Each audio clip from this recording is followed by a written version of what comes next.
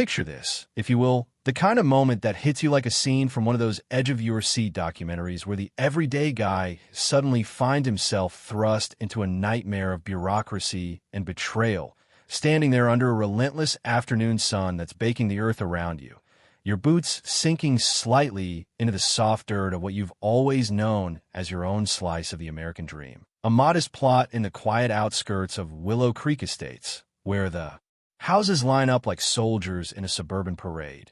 And out of the blue, this burly figure in a fluorescent vest and a clipboard clutched like a shield approaches with that authoritative swagger that screams trouble, his eyes narrowing behind those cheap sunglasses as he barks out that you're trespassing, that this land belongs to the community now, and if you don't hightail it out of there pronto, he's dialing up the local PD to haul you away in cuffs. And in that heart-stopping instant, the world spins a little, your pulse thundering in your ears like a distant storm building. Because how absurd is it, how utterly gut-wrenching, to be labeled an intruder on property that's got your signature scrawled across every deed and tax record, property that represents not just dirt and grass, but the promise of stability, of building a life for yourself, and maybe one day a family, away from the grind of city rents and nosy landlords. And yeah, there's a twisted bit of dark humor in it too, like the universe pulling a cosmic prank. But mostly it's this raw, simmering anger mixed with disbelief that claws at your chest, making you question if you've stepped into some alternate reality where the rules don't apply anymore. That was me, Alex Thompson, just your average 35-year-old navigating the ups and downs of life, without any delusions of grandeur, no flashy career or endless ambition driving me forward. Just a simple desire for a foundation, something solid under my feet after years of bouncing between apartments that felt more like temporary shelters than homes. And this land, I'd scrimped and saved for it. Every overtime shift at the warehouse adding up to that down payment, envisioning lazy weekends. Hammering nails into what would become a cozy two-bedroom retreat, perhaps with a wraparound porch where I could sip coffee and watch the sun dip below the horizon, a place to invite friends over for barbecues, to plant a garden that my future kids could run through, laughing and carefree, embodying that deep-seated love for family that runs through my veins even before I've started one. But now, staring at this half-erected abomination of a structure rising from my soil like an unwelcome guest that refuses to leave, with excavators churning up clouds of dust that sting your eyes and the relentless beep-beep of backing trucks piercing the air. It all felt like a violation, a personal affront that went beyond mere property lines, striking at the core of what it means to own something in this world, to have a stake that's truly yours. The visuals alone were enough to make your stomach twist, this skeletal frame of what looked like a community center or maybe some overpriced clubhouse, beams jutting out at odd angles, concrete foundations poured fresh and still curing under plastic sheets, surrounded by those temporary fences that rattle in the wind, signs everywhere warning of hard hat zones and no unauthorized access. And there, embodying the cold detachment of it all, was Mr. Harlan, the self-appointed enforcer from the Evergreen Residence Board, his face etched with that practiced neutrality that bureaucrats perfect over years of dodging accountability, leaning in close enough that you could smell the stale coffee on his breath as he reiterated the threat, his words laced with that faux politeness that masks the underlying menace, like he's doing you a favor by not calling the authorities right then and there. And beneath it all, you sense the conspiracy brewing, the way his eyes dart to the workers who pretend not to notice, hammering away as if this is just another job, but you know deep in your bones that this isn't random, that strings are being pulled from shadowy boardrooms where decisions are made without a shred of empathy for the little guy like me. At first, I clung to denial like a lifeline, that comforting lie we tell ourselves when reality bites too hard, convincing myself that maybe I'd mixed up the addresses, that in my haste to check on the property after a long week at work, I'd veered off the main road too soon. So I paced back and forth along the perimeter, pulling up the digital maps on my phone with fingers that trembled just a bit, zooming in on the parcel lines that I'd memorized like a mantra, cross-referencing with the physical markers half buried in the overgrowth. Those iron pins driven into the ground years ago by surveyors, marking the exact boundaries that separated mine from the communal green spaces. And there was no denying it, no wiggle room for error. This was unequivocally my land, purchased with sweat equity and a loan I'd be paying off for decades. Every document in order, from the title search to the closing papers tucked away in my safe at home. And yet these intruders carried on, one worker, pausing only long enough to mutter through a mouthful of chewing tobacco that they were just doing what the contract says, before the foreman, a grizzled type with calloused hands and a perpetual squint, shoved a sheaf of papers under my nose. Authorizations bearing the stamp of the Evergreen Residence Board, transforming what I'd dismissed as a benign overseer of neighborhood aesthetics, enforcing rules on mailbox colors and holiday decorations, into this insidious force, a wolf in sheep's clothing that preyed on the unsuspecting, eroding personal freedoms one encroachment at a time. The frustration built like pressure in a faulty valve, ready to burst, as I fired off calls to the board's listed number, each ring echoing hollowly in my ear until voicemail kicked in with that robotic cheerfulness that only amplified my ire, emails typed out in a flurry of indignation vanishing into the ether without so much as an automated reply, and as the day waned, the workers packing up their tools under the fading light, leaving behind the mocking outline of their progress. It crystallized in my mind with a shiver that ran down my spine. This wasn't a clerical error, a simple misunderstanding that could be cleared up with a friendly chat or a shared laugh over the mix-up. No, this was orchestrated, a deliberate maneuver in a game where the stakes were my autonomy, my hard-earned piece of the pie, and driving away that evening, the rearview mirror framing the sight's glow under temporary floodlights. I felt that resolve hardening within me, a quiet vow forming amidst the chaos of emotions, because if I let this slide, what else would they take, and how many others had already surrendered to this quiet tyranny, their stories buried under layers of resignation and fear. The assault continued not with bulldozers alone, but through the sterile veil of digital correspondence, those emails landing in my inbox like unwelcome intruders in the dead of night, crafted in that impenetrable jargon of officialdom that makes your eyes glaze over, phrases like strategic rezoning initiatives for enhanced communal welfare and infrastructure optimizations benefiting the collective residency. But stripping away the fluff, the message was glaringly obvious they'd commandeered my property under the guise of progress, expecting me to swallow the pill without a fuss, perhaps offering a token compensation buried in fine print. And it stung, oh how it stung at 35 years old, that sweet spot where life's taught you enough cynicism to spot the BS, but hasn't yet dulled the fire to fight back, feeling that profound insult, not just to my wallet, but to my intellect, my dignity, as if these faceless board members viewed me as another compliant drone in their hive, easily swatted aside. And there's a wry chuckle in recalling how I paced my living room, steam practically rising from my ears, muttering to myself about the audacity, the sheer gall of it all, while deep down, that love for the idea of family, a home where laughter echoes and memories are forged, fueled my refusal to back down, turning personal affront into a crusade against the injustice that preys on the weary. I wasn't going blind, though. I armed myself with the irrefutable, diving into the archives of my home office, that cluttered corner where folders bulged with paperwork, extracting the deed like a talisman, its red seal gleaming under the desk lamp. The cadastral maps unfolded across the table, showing precise delineations that left no ambiguity. Those boundary stakes photographed and time-stamped from the day I closed the deal, and emails from the county assessor confirming every detail. No liens, no disputes, all clean as a whistle. And it became evident, in those solitary hours poring over the evidence, that the Evergreen Residence Board was playing a high-stakes bluff, wagering on my potential burnout, the endless loops of hold music and form-filling that wear down even the most tenacious souls. But little did they know that only stoked the embers, blending determination with a dash of sardonic amusement at their underestimation. Because really, who builds an entire structure on someone else's land and thinks they'll get away scot-free in this day and age? To broaden my perspective, I ventured out into the neighborhood. Those winding streets of Willow Creek estates lined with manicured lawns and picket fences that hid a multitude of secrets, knocking on doors with a casual air, coffee mug in hand to soften the intrusion, chatting up the locals over fences or in driveways as dogs barked in the background and kids zoomed by on bikes.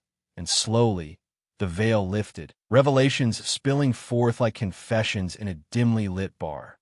One elderly couple recounted how their side yard had been reallocated for a drainage project that mysteriously expanded, swallowing up their vegetable patch without recompense. Another young family whispered about a temporary easement for utility lines that became permanent, their backyard playground now overshadowed by poles and wires. And the pattern emerged, stark and undeniable, a trail of quiet capitulations. Residents opting for peace over protracted battles, fearing the social ostracism or financial drain that comes with challenging the status quo.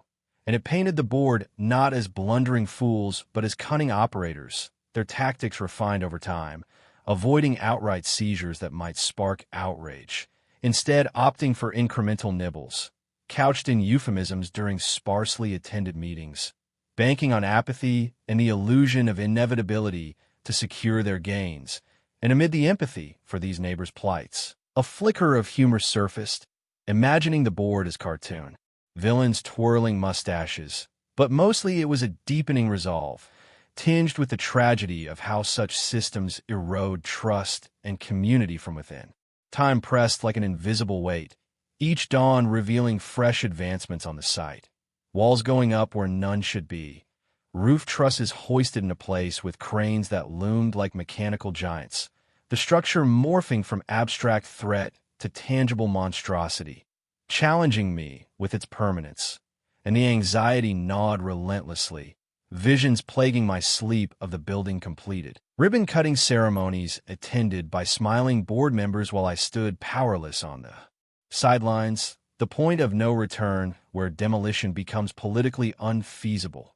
And yeah, there's a comedic irony in picturing myself as the underdog in a David versus Goliath tale, armed with nothing but paperwork against their machinery. But the stakes were too high, the injustice too palpable, to let laughter overshadow the fight. So, I plotted my retaliation with the precision of a strategist, eschewing dramatic gestures for grounded action, reaching out to attorney Lisa Grant, a sharp-witted legal eagle with a reputation for dismantling corporate overreach without the Hollywood flair, her office and no-frills space stacked with case files and the faint scent of printer ink.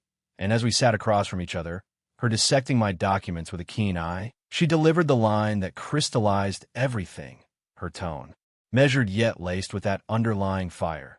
They know precisely what they're up to, Alex, and they're betting you'll fold under the pressure.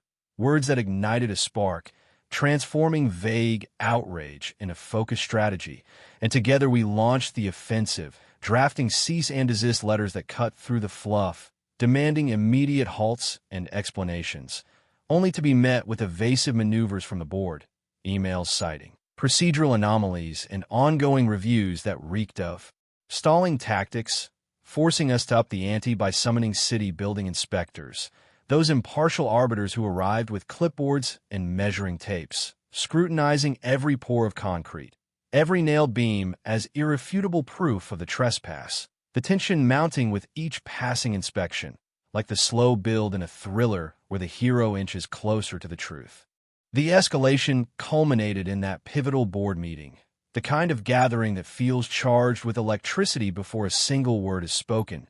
The community hall in Willow Creek Estates unusually crammed with curious onlookers drawn by whispers of conflict, chairs scraping against the linoleum floor as folks settled in, the air thick with anticipation and the faint hum of fluorescent bulbs overhead. And I entered not as a raging bull, but as a composed advocate, my briefcase heavy with evidence, taking my seat at the front with a nod to Attorney Grant by my side. And when my turn came, I rose without fanfare, spreading the documents across the long table like cards in a winning hand. The deed, the surveys, the correspondence, all illuminated under the harsh lights. And with a voice that held steady despite the adrenaline surging through me, I declared, "This land is privately owned, documented, and undisputed, and your actions constitute a blatant infringement that won't stand." Watching as the board members exchanged uneasy glances, their usual poise fracturing just a hair, that moment of vulnerability hanging in the air like a held breath. The peak of the storm where doubt creeps in and the balance tips. Because for the first time, they saw not a pushover, but a force unwilling to yield. The room buzzing with murmurs as the implications sank in. The drama unfolding not in shouts, but in the subtle shifts of power. The turning point arrived not with thunderous applause or a judge's gavel, but in the mundane rhythm of administrative follow-through.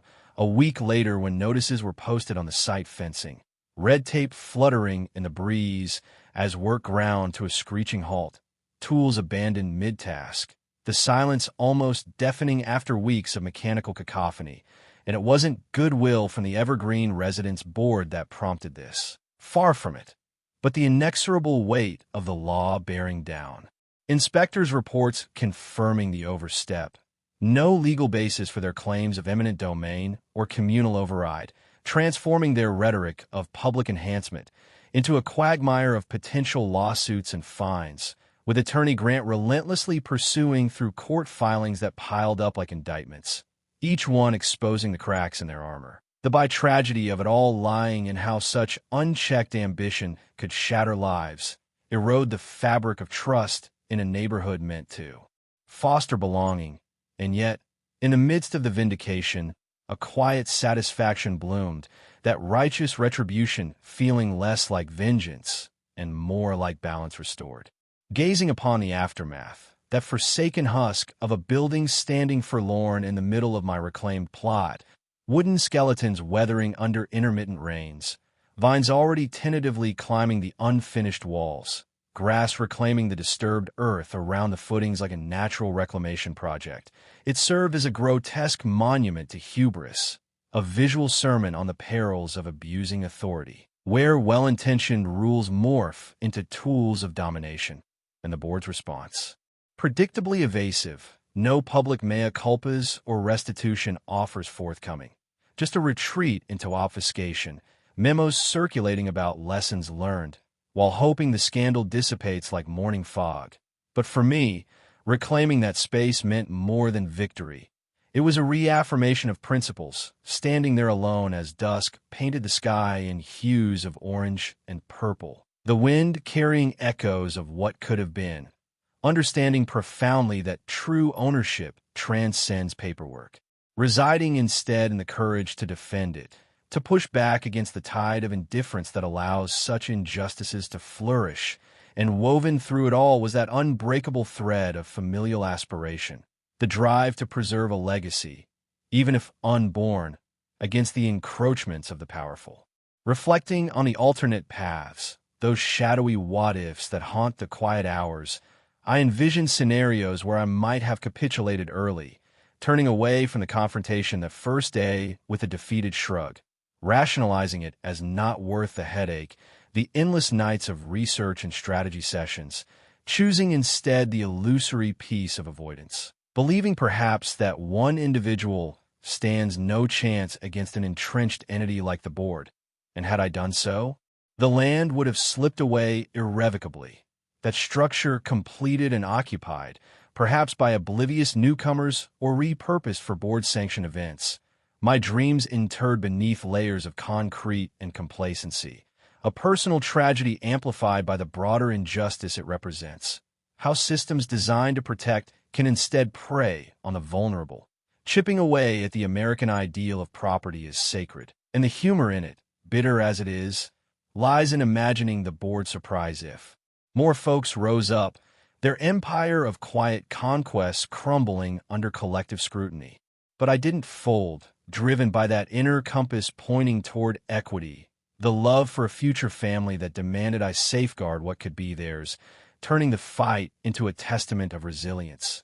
And in the end, it wasn't about being extraordinary, just persistent, the singular act of refusing silence in a world that thrives on it. Because those wielders of undue influence count on our muteness, our weariness, to perpetuate their games, but illuminate their shadows, challenge their narratives, and watch the facade shatter, revealing the fragility beneath. With the dust settled, the site cleared under court order, my land restored to its natural state. Ready once more for the dreams I'd harbored, I found closure in the simple act of walking its bounds, feeling the earth firm underfoot. The chapter closed not with fanfare, but with quiet contentment, knowing I'd upheld not just my rights, but a principle that binds us all against the injustices that lurk in everyday structures. And that, my friends, is the real triumph. So, tell me in the comments, what's your take on this? Was pushing back the right call? Or do these battles sometimes cost more than they're worth in the name of harmony? Does this smack of true justice, or is it merely personal payback wrapped in legal bows? And where do we stand on the ethics of it all in a society where power imbalances run rampant?